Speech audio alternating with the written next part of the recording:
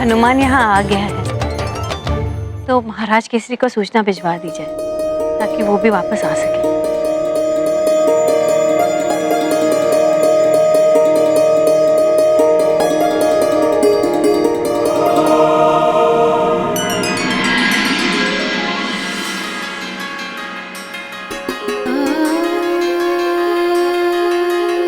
ये पुष्प बहुत सुंदर है पुत्र, किंतु मेरे जीवन उपवन सबसे सुंदर और सुगंधित पुष्प तुम हो हनुमान।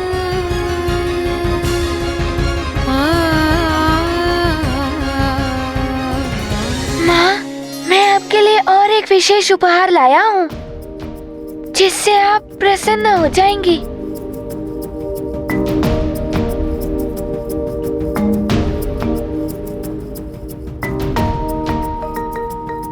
माँ,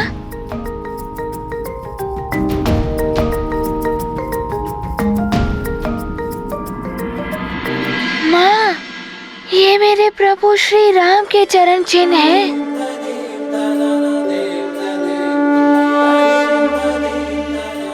भले ही आप उनसे नहीं मिल पाई, किंतु मैं उनके चरण चिन्ह लाया हूँ।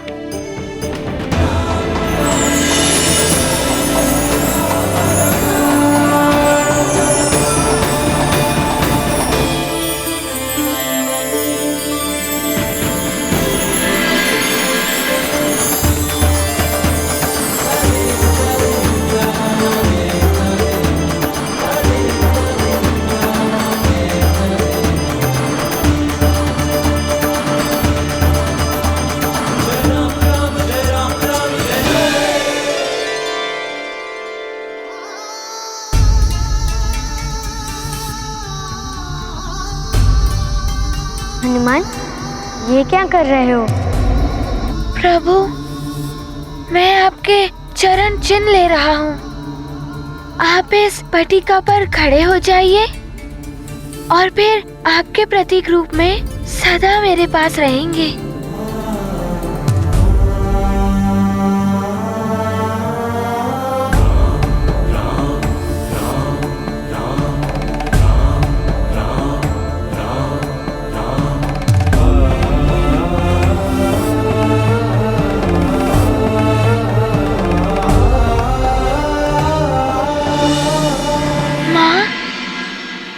पिताश्री कहाँ है?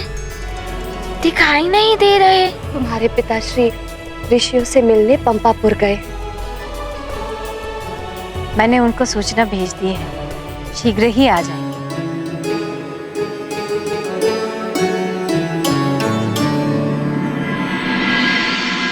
ये समय कठिन है, हमें एकता बनाए रखनी होगी,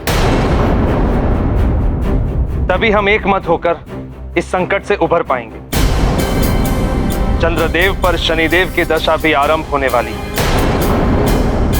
और शनिदेव की दशा में चंद्रदेव के लिए अमृत की रक्षा करना कठिन होगा। हम सबको मिलकर शनिदेव से प्रार्थना करनी चाहिए कि वो चंद्रदेव पर अपनी दृष्टि का प्रभाव न डालें, जिससे चंद्रदेव विचलित ना हो और एकाग्रता के साथ अमृत की रक्षा कर सके। इसके लिए हमें एक मत और एकत्रित रहना ही होगा, किंतु शनिदेव किसी की सुनने वाले नहीं। उन्होंने तो समय आने पर महादेव पर भी अपनी दृष्टि डाल दी थी। इसीलिए शनिदेव के आगमन से पहले मैं आप सबसे विमर्श कर रहा हूं। हम सबको एक मत होकर शनिदेव को समझाना होगा। आप सत्य कह रहे हैं देवराज।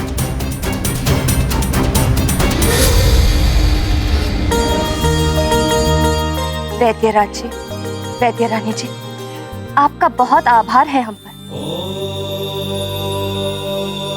जो आपने हनुमान को पूर्ववत सामान्य कर दिया। महारानी अंजना, इसीलिए तो हम हनुमान को अयोध्या ले गए थे। हनुमान को पूर्ववत करके आपने हम पर ही नहीं समस्त सुमेरु पर बहुत बड़ा उपकार किया है। अब आप हमें अतिथि सत्कार का अवसर प्रदान कीजिए। हाँ वैद्यराज जी, वैद्य रानी जी, आपकी सेवा करके मुझे बहुत प्रसन्नता होगी। आपके सत्कार में कोई कमी नहीं रखूंगी मैं।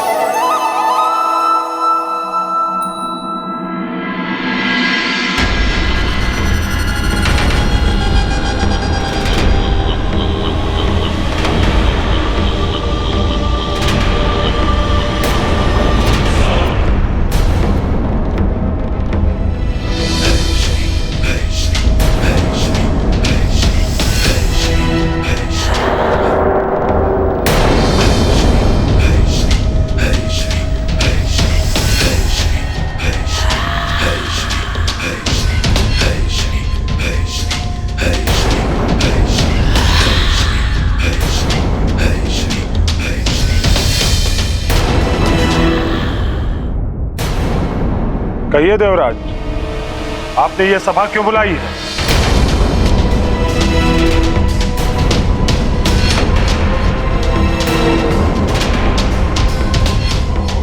शनिदेव, आपको ज्ञात ही होगा कि महापूर्णिमा आने वाली और उसी समय चंद्रदेव पर आपकी दशा भी आरंभ होने वाली। ये तो मुझे भी ज्ञात। सत्य, आप तो त्रिकालदर्शी हैं। पुत्र, आप तो न्याय के देवता हैं। शनिदेव तो सर्वश्रेष्ठ हैं। आप सब क्या चाहते हैं हमसे? शनिदेव, हम सब आपसे विनती करते हैं कि आप अपनी दृष्टि चंद्रदेव पर ना डालें, जिससे वो अपने पद से विचलित ना हो और अमृत की रक्षा भी हो सके। क्योंकि महापूर्णिमा की रात अमृत में उफान आने वाला है और अमृत की रक्षा का दायित्व चंद्रदेव के पास है। हाँ शनिदेव, इस संकट के समय हमें आपके सहयोग की अपेक्षा है। उचित है।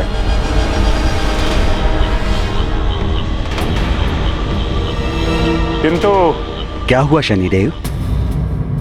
आपके मन में कुछ है तो कहिए। मैं ये कहना चाहता हूं कि स्वयं चंद्रदेव यहां उपस्थित हैं।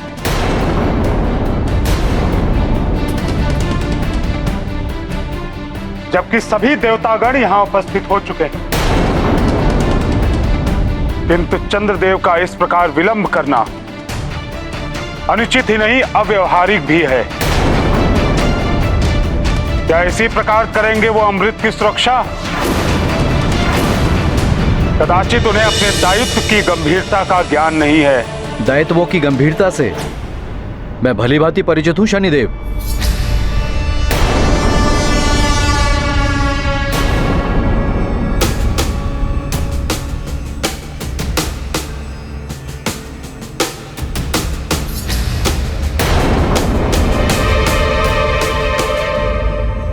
प्रणाम देव राजेंद्र।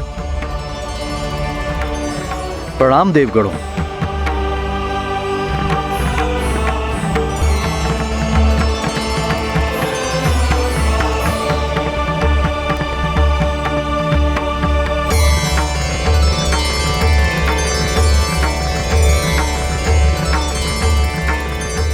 शनिदेव, मेरे दायित्वों पर प्रश्न ना ही उठाएं तो ही उचित होगा।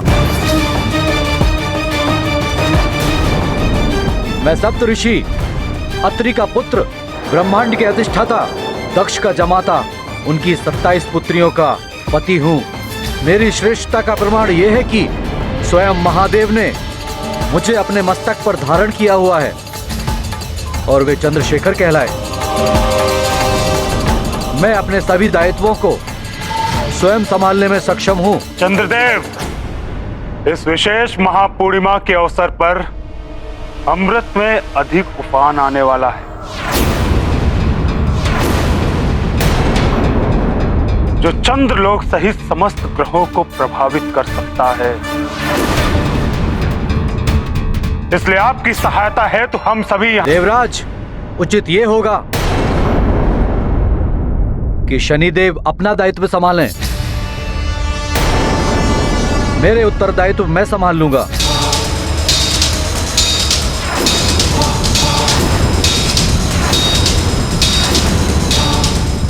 जिसे स्वयं की चिंता ना हो, उसके लिए चिंतित होना व्यर्थ है।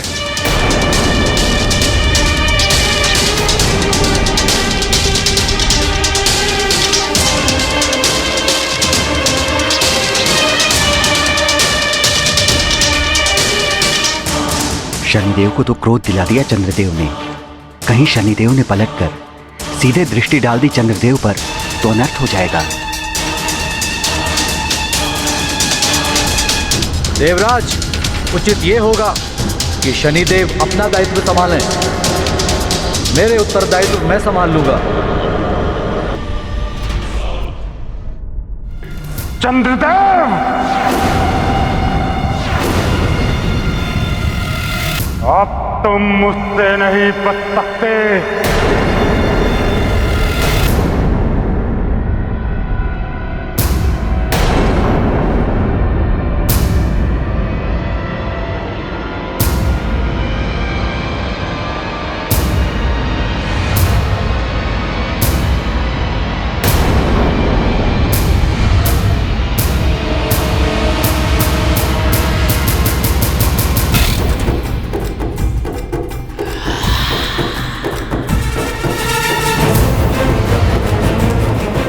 अब मेरी दृष्टि के प्रभाव से कोई नहीं बचा सकता है चंद्रदेव को। जिस चीज का भय था वही हो रहा है।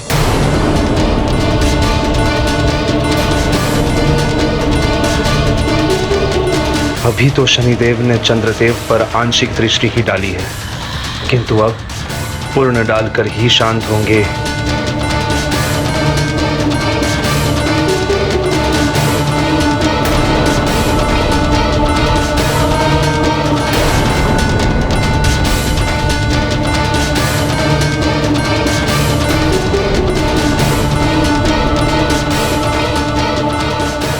सूर्यपुत्र शनि के क्रोध से तो सभी परिचित हैं।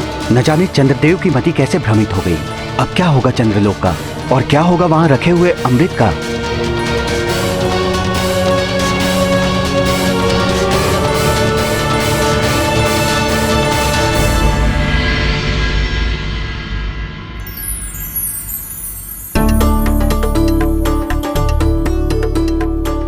हनुमान, तुम्हारे लिए लड्डू।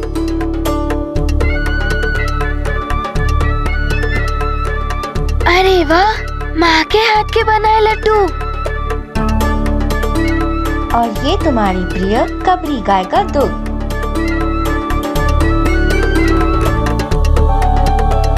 आराम कीजिए, मैंने स्वयं अपने हाथों से भोजन बनाया है।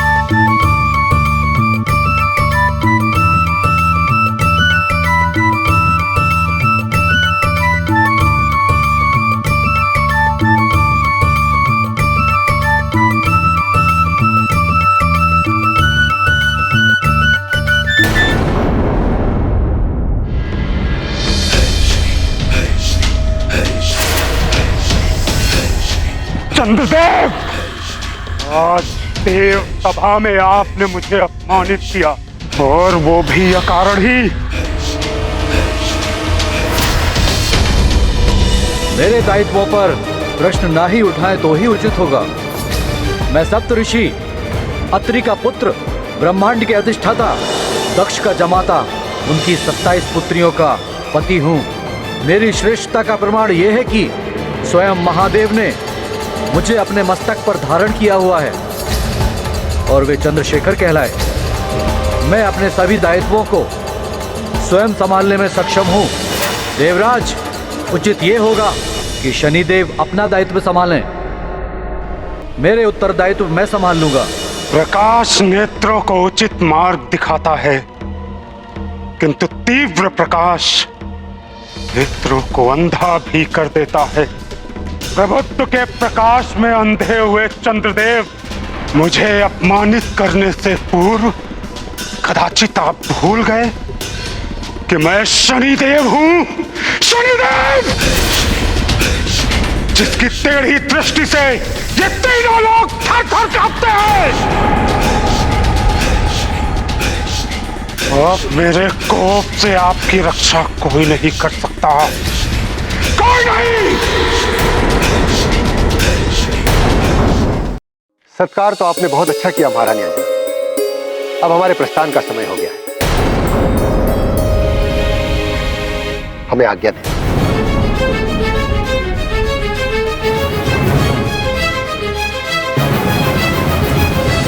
वैद्यराज जी, आप मेरे हनुमान को यहाँ लेकर आए, हमसे मिलवाए, मेरे शोक संतप्त हृदय को सुख पहुंचाए। आपका बहुत बहुत आभार।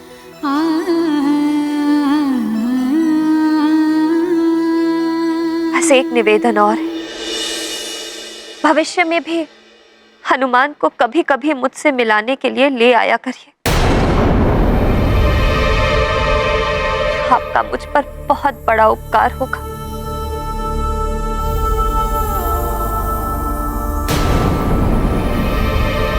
माँ, ये आप क्या कह रही हैं?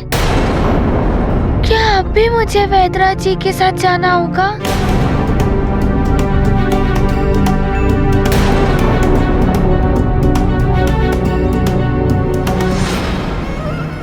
पुत्र हनुमान, मैंने तुम्हारा दान किया है वैद्यराज जी को, और अब जीवन भर मुझे इसका पालन करना होगा। इसीलिए तुम्हें वैद्यराज जी के साथ सुमेरु से जाना होगा।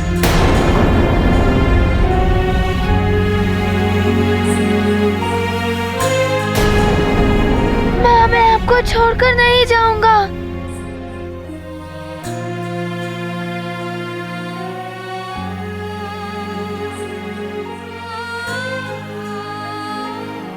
ऐसा नहीं कहते पुत्र, दिया हुआ वचन और दान कभी वापस नहीं लिया जा सकता।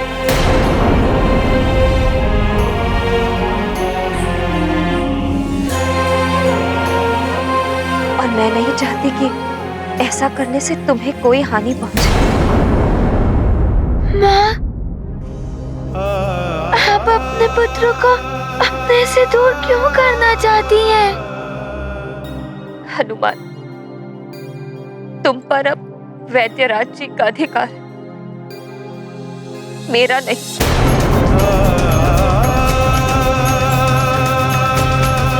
मैं चाहकर भी तुम्हें नहीं रोक सकती।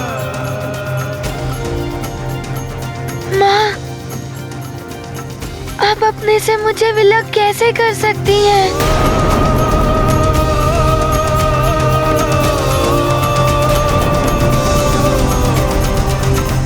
वैद्यराज जी, इससे पहले कि मेरा साहस टूट जाए, मेरा ममत्व दुर्बल पड़ जाए, आप ले जाइए हनुमान को यहाँ से।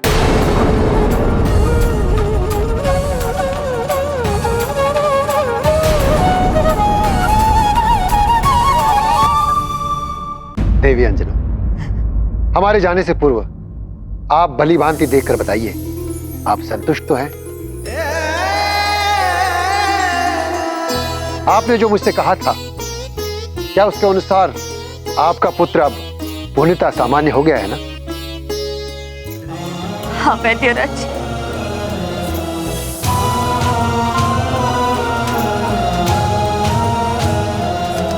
और इसके लिए आपका बहुत बहुत धन्यवाद।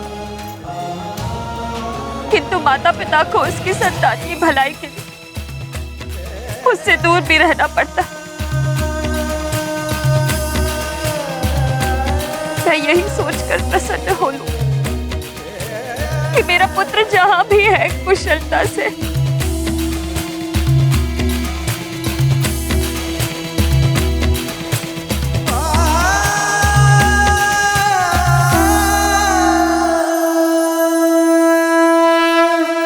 भोले बाबा,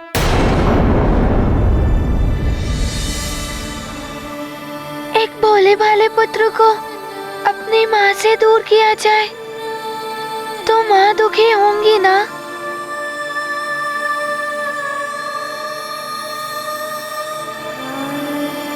वैद्यराज जी, आप ही सोचिए, एक माँ को दुखी देखकर उनका पुत्र उनसे दूर कैसे जा सकता है?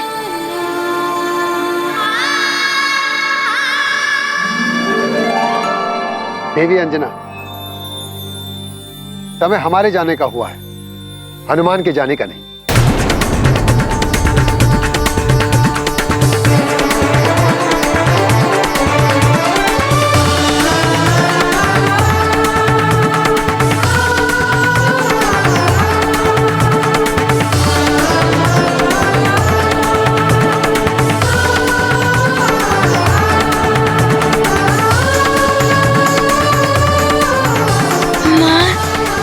कदाचित ज्ञात नहीं होगा, ये भोले बाबा और माता पार्वती का ही चमत्कार है जो मुझे पुनः आपको लौटाने आए हैं।